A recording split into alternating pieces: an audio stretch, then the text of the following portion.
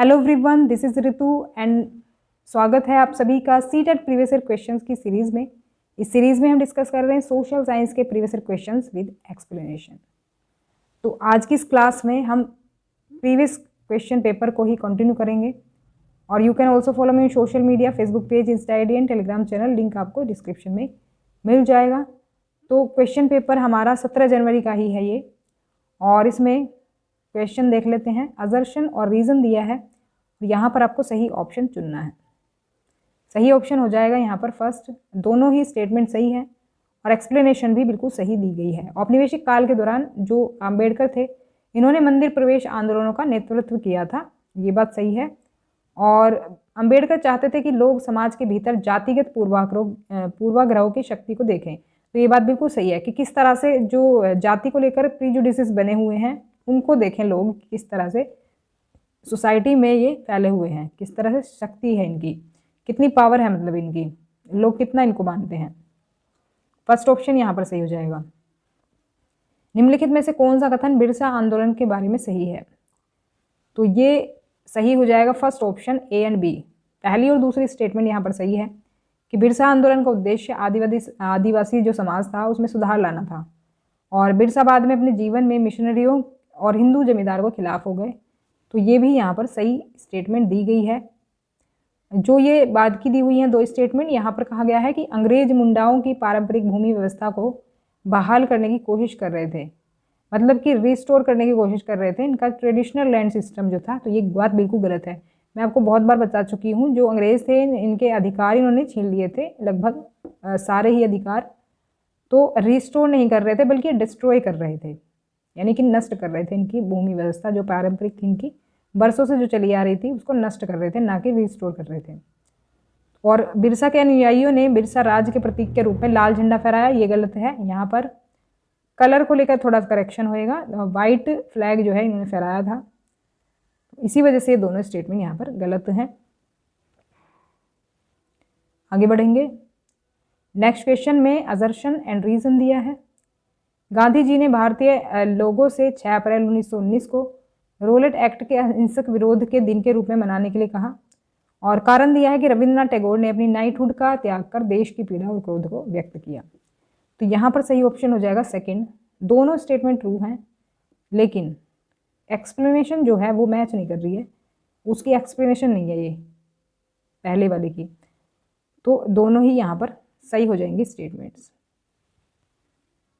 Next question, यहाँ पर भी देखो अजर्शन और रीज़न, बहुत क्वेश्चंस आए हुए हैं हिस्ट्री में अजर्शन और रीज़न से, और आपको ध्यान रखना है किस तरह से इनको सॉल्व करना है। यहाँ पर सही ऑप्शन की मैं बात करूँ तो हो जाएगा ऑप्शन नंबर थर्ड। यहाँ पर ए जो स्टेटमेंट है वो ट्रू है, लेकिन जो आर है वो फॉल्स है।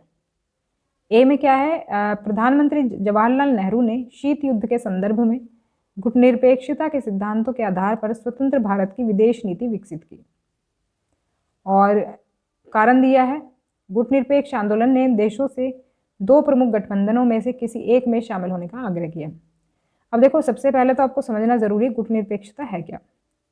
उस टाइम पर जब जिस टाइम की बात हो रही है, उस टाइम पर यूएसए और यूएसएसआर के बीच, यूएसएसआर एक सोवियत संघ है जो कि 15 देशों का मिलकर के एक संगठन था। तो सोवियत संघ और जो अमेरिका है, उन दोनों के बीच क्या था, कोल्ड वार चल रहा था। कोल्ड वार होता है कि वैसे कोई वार नहीं कर रहे थे, मतलब वैसे कोई वॉर नहीं हो रहा था जैसे कि वो हथियारों से करते हैं, युद्ध करते हैं, वैसा नहीं था, बल्कि कुछ तनाव की स्थिति थी, उसको कहते हैं कोल्ड वार। तो कोल्ड वॉर चल रहा था। तो अब जो लोग, मतलब जो कंट्रीज़ दोनों के किसी के पक्ष में नहीं होकर के एकदम न्यूट्रल थी, जो किसी का पक्ष नहीं ले रही थी, मतलब किसी की भी तरफ नहीं थी, जैसे होता है ना किसी एक टीम में शामिल हो जाते हैं कि भाई हम इनके तरफ से साथ देंगे, मतलब इनकी तरफ से युद्ध लड़ेंगे या फिर इनकी तरफ रहेंगे हम इस चीज़ में या फिर विरोध में, तो ऐसा कुछ नहीं था। तो उनमें भारत भी शामिल था। तो वही स्टेटमेंट है पहली, भारत भी उसमें शामिल था। तो इनका क्या था, ये मानना कि हम किसी के भी पक्ष में नहीं हैं और ना ही किसी के विरोध में हैं। तो वही होता है गुटनिरपेक्षता। इंग्लिश में कहेंगे इसको नॉन अलाइनमेंट। नॉन अलाइनमेंट होता है बेसिकली ना तो किसी के पक्ष में होना और ना ही किसी के विरोध में होना। तो यही थी नीति इनकी। तो अभी ये स्टेटमेंट सही हो जाती है और कारण जो दिया है ये गलत है। ये क्यों गलत है कारण? क्योंकि अभी मैंने आपको बताया कि ये कहा गया कि किसी की तरफ नहीं होंगे हम, किसी भी एक की तरफ नहीं होंगे हम, तटस्थ रहेंगे, न्यूट्रल रहेंगे। तो यहाँ पर लेकिन दिया गया है कि गुटनिरपेक्ष आंदोलन ने देशों से दो प्रमुख गठबंधनों में से किसी एक में शामिल होने का आग्रह किया। तो ऐसा कुछ नहीं था, किसी एक में शामिल होने का आग्रह नहीं किया था। अब चाहें तो इसके बारे में थोड़ा सा गूगल भी करके देखें या तो फिर एनसीईआरटी में पढ़ें। ये टॉपिक काफ़ी इंटरेस्टिंग है। जैसा कि मैंने बताया, गुटनिरपेक्षता न्यूट्रल रहना है, मतलब किसी एक के पक्ष में नहीं होना। और ऐसा नहीं है ये न्यूट्रल ऐसे हो गए कि भाई लड़ते मरते रहो, हमें कोई मतलब नहीं है तुमसे, तुम्हारे बीच में चाहे जो हो। तो ऐसे भी नहीं थे कि बिल्कुल न्यूट्रल हो गए। न्यूट्रल इस तरह से थे कि दोनों के बीच सुलह भी करवाने की ये लोग कोशिश कर रहे थे, जो कंट्रीज नॉन अलाइनमेंट मूवमेंट का हिस्सा थी। ध्यान रखेंगे इस पॉइंट को। नेक्स्ट क्वेश्चन है, यहाँ पर असर्शन दिया है और रीज़न दिया है। हिस्ट्री के क्वेश्चंस एंड हो गए ये वाले क्वेश्चन पेपर के, अभी ज्योग्राफी स्टार्ट हो गई है। तो यहाँ पर सही स्टेटमेंट की मैं बात करूँ तो फर्स्ट स्टेटमेंट सही हो जाएगी, फर्स्ट ऑप्शन सही हो जाएगा। दोनों ही स्टेटमेंट सही हैं, असर्शन भी और रीज़न भी और एक्सप्लेनेशन भी सही है कि पृथ्वी जो है वो सौरमंडल का अद्वितीय ग्रह है। अद्वितीय हम किसे कहते हैं? यूनिक। कोई चीज़ यूनिक होती है, डिफरेंट होती है किसी से, उसको कहते हैं। तो बात तो बिल्कुल सही है। कारण क्या दिया है, क्यों यूनिक है पृथ्वी? क्योंकि पृथ्वी में जल और वायु हैं जो जीवन के अस्तित्व के लिए अनुकूल परिस्थितियां हैं। तो बिल्कुल बात सही है, ऐसी परिस्थितियां किसी और प्लैनेट पे नहीं है, इसी वजह से यूनिक प्लैनेट है अर्थ सोलर सिस्टम का। तो ध्यान रखेंगे। और असर्शन रीज़न कुछ इस तरह से ही सॉल्व करते हैं। जो ये रीज़न दिया होता है, ये दूसरा स्टेटमेंट, ये कुछ इस तरह से कनेक्ट करके आप देख सकते हैं कि पृथ्वी सौरमंडल का अद्वितीय ग्रह है, यानी पृथ्वी जो है यूनिक प्लैनेट है सोलर सिस्टम का। क्योंकि से इसको कनेक्ट करके देखें, अगर ये बिल्कुल सेट इसके साथ होता है, मतलब बिल्कुल सही स्टेटमेंट बनती है, तो ये हमारा सही है, कनेक्ट होता है ये इसके साथ। पहले तो हमें सही गलत देखना होता है, लेकिन फिर उसको हम कनेक्ट करके देखें क्योंकि के साथ, तो तब हमें पता चलता है कि रीज़न सही दिया है कि नहीं। नेक्स्ट क्वेश्चन है, ग्रीनविच के बारे में बहुत बार मैं पढ़ा चुकी हूँ और आपको अच्छे से कंसेप्ट समझ में आ जाना चाहिए। तो इसका अगर नहीं है कंसेप्ट क्लियर तो आप सेकंड चैप्टर पढ़ लें क्लास 6 ज्योग्राफी का, आपको ये चीज़ क्लियर हो जाएगी। ग्रीनविच मेरिडियन के साथ सभी स्थानों पर मध्याह्न या दोपहर कब होगा? दोपहर होता है ना बिल्कुल 12 बजे, मिड डे जो होता है बिल्कुल, तो वो कब होगा? तो ये हो जाएगा ग्रीनविच के प्राइम मेरिडियन के ऊपर सूर्य आकाश में उच्चतम बिंदु पर होगा। कहने का मतलब जैसे सूर्य सर पे होता है ना बिल्कुल, जैसे आप भी अपने यहाँ पर देखें तो जब सूर्य बिल्कुल ऊपर रहता है तो तब बिल्कुल क्या होती है, दोपहर रहती है, दोपहर के 12 बजे होंगे उस टाइम पर। वैसे ही तो वो मिड डे होता है, बिल्कुल मिड डे। तो ये जब होगा जब प्राइम मेरिडियन के ऊपर बिल्कुल सूर्य चमकेगा। यदि डिग्री में मापा जाए तो भूमध्य रेखा और उत्तरी ध्रुव के बीच या भूमध्य रेखा और दक्षिणी ध्रुव के बीच की दूरी क्या होगी? इसको मैं समझा देती हूँ। यहाँ पर देखो, यहाँ पर हमसे कहा है कि भूमध्य रेखा और उत्तरी ध्रुव के बीच की ये वाली दूरी और भूमध्य रेखा और दक्षिणी ध्रुव के बीच की ये वाली दूरी, यहाँ से यहाँ तक की, ये कितनी होगी डिग्री में अगर मापे तो ये होगी कितनी? यहाँ पर सही ऑप्शन देख लेते हैं, थर्ड ऑप्शन करेक्ट हो जाएगा 90 डिग्री। अब देखो मैंने आपको बताया था जो हम एंगल मापते हैं ना वो इक्वेटर वाला ये वाला ये होता है ऑर्बिटल प्लेन, पृथ्वी का ऑर्बिटल प्लेन होता है ये, और यहीं से हम डिग्री मापते हैं। यानी इक्वेटर भी आप मान के चल सकते हो, क्योंकि इक्वेटर जो है 0 डिग्री पर है, तो यहाँ से भी आप मान सकते हो कि इक्वेटर से ही मापते हैं हम। तो यहाँ से हम डिग्री में मापते हैं, इस तरह से बढ़ती है डिग्री, तो यहाँ पर जाकर के क्या हो जाती है 90 डिग्री। ऐसे एंगल बनता है ना 90 डिग्री का, परपेंडिकुलर यहाँ पर मिलेगा आपको, और इस तरह से बनता है 90 डिग्री का एंगल। तो ये कितने डिग्री का बनाएगा एंगल? 90 डिग्री का। और देखो नीचे बनाओगे वो भी 90 डिग्री का ही बनेगा, यही पूछा गया हमसे। देखो मैंने यहाँ पर भी कुछ इस तरह से दिखा दिया जिससे कि आपको अच्छे से समझ में आए। एक गेंद का सा स्ट्रक्चर समझ लो, इसको देख रहे होगे आप। तो गेंद का जो बिल्कुल सेंटर होगा वहाँ से हम इसको ऑर्बिटल प्लेन मानते हैं, जहाँ से हम ये डिग्रियाँ मापते हैं इसकी। ये जो बीच वाला भाग है बिल्कुल यहाँ से, जब गेंद के बीच में से बिल्कुल हम गेंद को 2 भागों में काट दो और बिल्कुल बीच से सेंटर से ले लो लाइन, कैसे इस तरह से, तो ऐसे कैसे फिर हम यहाँ से डिग्री मापेंगे, 0 डिग्री यही वाली लाइन होगी, इसके बाद 10, 20, 30 और इनके बीच में भी होती हैं, ये 10 का गैप है ना, ये इसके बीच में भी होंगी डिग्रीज। तो यहाँ पर पहुँचेंगे तो ये हो जाएगा 90 डिग्री। वैसे ही नीचे भी हो जाएगा 90 डिग्री। तो बस इनके ऊपर नॉर्थ लिख देते हैं और नीचे की तरफ साउथ लिख देते हैं, ये अंतर होता है। नेक्स्ट क्वेश्चन है, यहाँ पर असर्शन रीज़न दिया है और फिर से आपको सही इसमें चुनना है। सही ऑप्शन की मैं बात करूँ तो फर्स्ट हो जाएगा, दोनों ही सही हैं और एक्सप्लेनेशन भी सही दी है यहाँ पर, मतलब रीज़न जो दिया है वो भी सही है कि उत्तरी गोलार्ध में आर्कटिक सर्कल और उत्तरी ध्रुव के बीच के क्षेत्र बहुत ठंडे होते हैं। जो सबसे ऊपर वाला पार्ट है ना हमारा, ये हो गया आर्कटिक सर्कल और ये उत्तरी ध्रुव, तो ये वाला जो क्षेत्र होता है ये बिल्कुल ठंडा होता है, तो ये बात बिल्कुल सही है। और शीत कटिबंध में सूरज क्षितिज से अधिक ऊपर नहीं उठता है और किरणें हमेशा तिरछी होती हैं और कम गर्मी प्रदान करती हैं। अब मान लो सूरज जो है ये जो है यहाँ पर चमकता है, अब यहाँ पर चमकता है तो सूर्य की जो किरणें हैं ना वो यहाँ तक तिरछी पड़ती हैं। अब देखो इस एरिया तक तिरछी पड़ती हैं, लेकिन ये वाला जो एरिया ना यहाँ पर तो बिल्कुल नहीं पड़ पाती हैं। तो यहाँ पर क्या होता है, रीज़न बर्फ़ पड़ने लगती है, क्योंकि गर्मी तो मिलती नहीं इस एरिया को, तो बर्फ़ पड़ती है। अब नीचे वाला भी जो एरिया देखोगे ना वहाँ पर भी यही हाल है।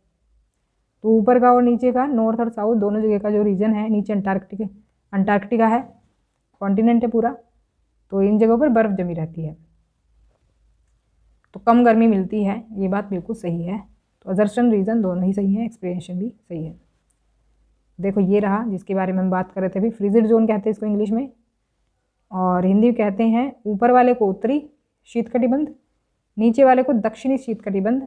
इंग्लिश में भी आप देख सकते हैं नॉर्थ लगा देंगे फ्रीजिड जोन से पहले ऊपर वाले में, और नीचे वाले में south frigid zone. Next question, यहाँ पर प्राकृतिक वनस्पति क्षेत्र दिए हुए हैं। प्राकृतिक वनस्पति जो हैं उसमें कौन से वन्यजीव पाए जाते हैं, उनकी लिस्ट यहाँ पर दी है, इनको हमें सही मैच करना है। यहाँ पर अगर हम सही मैच की बात करें तो सेकंड ऑप्शन हो जाएगा, ए को हम तीसरे से मिला देंगे। टुंड्रा प्रदेश में मिलते हैं सील, कस्तूरी बैल, ध्रुवीय भालू। टुंड्रा प्रदेश होते हैं ठंडे इलाके जहाँ पर बर्फ़ पड़ती है, तो वहाँ पर ये जानवर मिलते हैं। सील आपने देखी होगी, नहीं देखी है तो गूगल करके आप देख सकते हैं, आपको अच्छे से दिख जाएगा उसका डायग्राम। चाहे तो आप एक एक जानवर का वो पिक्चर देख लें, मैंने यहाँ पर इंक्लूड नहीं किया तो ये छूट गया, नहीं तो मुझे लगाना चाहिए था यहाँ पर पिक्चर भी। दूसरे को हम मिलाएंगे किससे, फोर्थ से मिला देंगे। उष्णकटिबंधीय घास स्थल जो हैं यहाँ पर मिलते हैं सांप, छिपकली और ऊँट। मरुस्थल से ही पहचान सकते हो आप।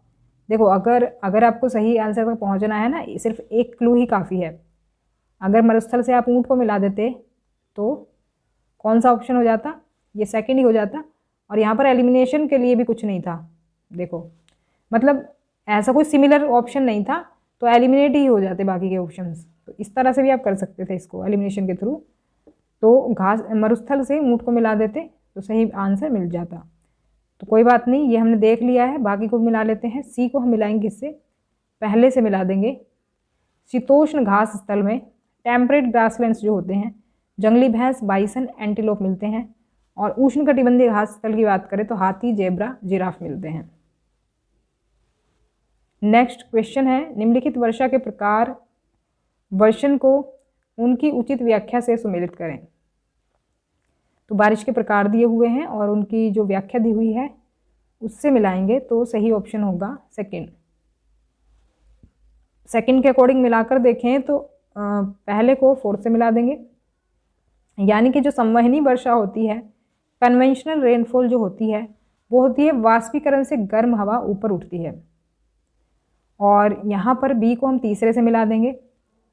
वर्षण जो है बादल आर्द्रता से बहुत भारी हो जाते हैं, वो प्रेसिपिटेशन कहलाता है। और यहाँ पर सी को मिला देंगे दूसरे से। पर्वतीय वर्षा जो है गर्म आर्द्र वायु ऊपर उठकर पर्वत पर जाती है, गर्म होती है, नमी रहती है हवा में, मोस्ट एयर होती है ये, और ऊपर उठकर पर्वत पर जाती है और वहीं पर बरस जाती है ये, फिर पर्वत से टकरा करके, क्योंकि इसको कहीं जाने की जगह नहीं मिल पाती तो फिर ये वहीं पर टकरा कर जो है वहीं पर बारिश कर देती है। और डी को हम पहले से मिला देंगे। चक्रवाती वर्षा ठंडी हवा गर्म हवा से मिलती है। अब इनको एक बार डायग्राम में भी देख लो। यहाँ पर वही एक्सप्लेनेशन है जो कि मैंने बताई थी, फिर भी एक बार देख लेते हैं। चलो, कन्वेंशनल रेनफॉल ये होती है जब पृथ्वी की सतह से गर्म हवा जल वाष्प के साथ ऊपर उठती है और अधिक ऊंचाई पर पहुंचने पर संघनित हो जाती है। तो ये है कन्वेंशनल रेन। तो इस तरह से ये गर्म हवा ऊपर उठती है, जब टेम्परेचर ऊपर कम होता है तो ये क्या होता है, संघनित होकर बूंदों के रूप में गिर जाती है। और जो इसमें पर्वतीय वर्षा दी हुई है, तो पर्वतीय वर्षा क्या है कि जब उत्पन्न होती है जब ऊपरी भाग के पहाड़ हवा के प्रवाह में बाधाओं के रूप में काम करते हैं। हम देखो हवा बह रही है, अब हवा बह रही है तो लेकिन जब ये ऊपर उठती है ना, तो ऊपर जब उठती है ये तो वहाँ पर पहाड़ जब आ जाता है तो पहाड़ की वजह से ये इसको रास्ता नहीं मिलता, तो वहीं पर ये बरस जाती है, क्योंकि नमी रहती है इसमें, तो वहीं पर ये बरस जाती है। तो चक्रवाती वर्षा जो है इसमें ये चक्रवाती वर्षा जब होती है जब गर्म और ठंडी हवा एक दूसरे से मिलती है। तो यहाँ पर आप देख सकते हैं ये है चक्रवाती बारिश, इधर से ठंडी हवा आ रही है और इधर से गर्म हवा आ रही है। ये वो है पर्वतीय वर्षा। यहाँ पर आप देख रहे हैं ये हवा कुछ इस तरह से जा रही है, तो पर्वतों की वजह से कुछ रास्ता नहीं मिल पाता तो यहीं पर बरस जाती है ये। तो ये थी हमारे आज की क्लास। वीडियो पसंद आई तो लाइक करें, शेयर करें और सब्सक्राइब कर लें चैनल को, जिससे आपको सभी नोटिफिकेशन मिलते रहें। तो मिलते हैं नेक्स्ट क्लास में, तब तक के लिए stay connected and keep watching study more knowledge. Thanks for watching.